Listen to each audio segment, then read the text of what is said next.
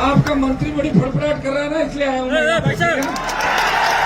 फड़फड़ाहट को मिटा देंगे और कार्यकाल पूरा नहीं करने देंगे, चिंता मत करो। प्रजातंत्र के अंदर सबको खुद की बात कहने की आज़ादी है।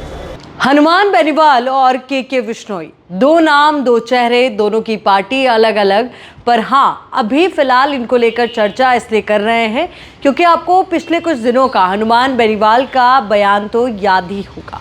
धोरीमन्ना में जब वो आए थे उस दौरान उन्होंने मंत्री के बिश्नोई को लेकर के इशारों में बड़ी बात कही और कहा कि मैं आपके मंत्री जी को ठिकाने लगा दूंगा। और ये सिर्फ धोरीमन्ना की बात नहीं है, इससे पहले भी कई मंचों पर उन्होंने इस बात को लेकर के जिक्र किया, यहाँ तक कि राजस्थान की बीजेपी सरकार को गिराने तक की बात उन्होंने कही।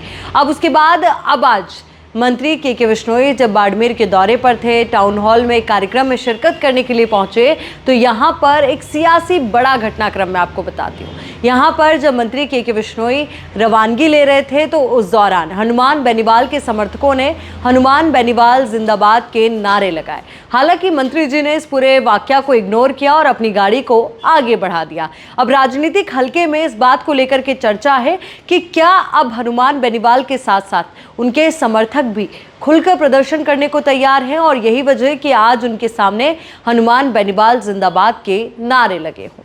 दूसरा वाकया, हनुमान बेनीवाल के द्वारा दिए गए बयान को लेकर जब मीडिया ने मंत्री के बिश्नोई से सवाल पूछा तो उन्होंने कहा कि हम अपना काम कर रहे हैं, वो अपना काम कर रहे हैं।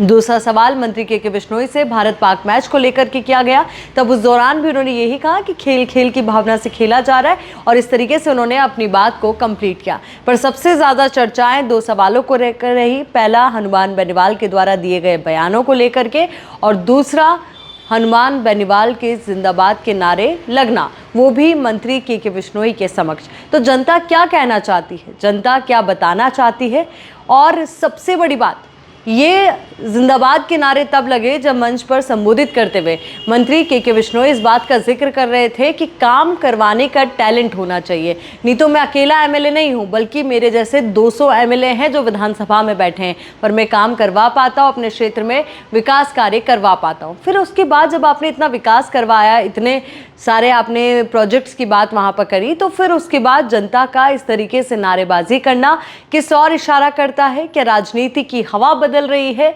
क्या राजनीति अपना रुख बदल रही है, या फिर सिर्फ और सिर्फ कुछ प्रदर्शनकारियों के द्वारा, या कहें कि कुछ हनुमान बेनीवाल के प्रशंसकों के द्वारा एक ट्रेलर? आपकी क्या राय है? कमेंट सेक्शन में ज़रूर बताएं।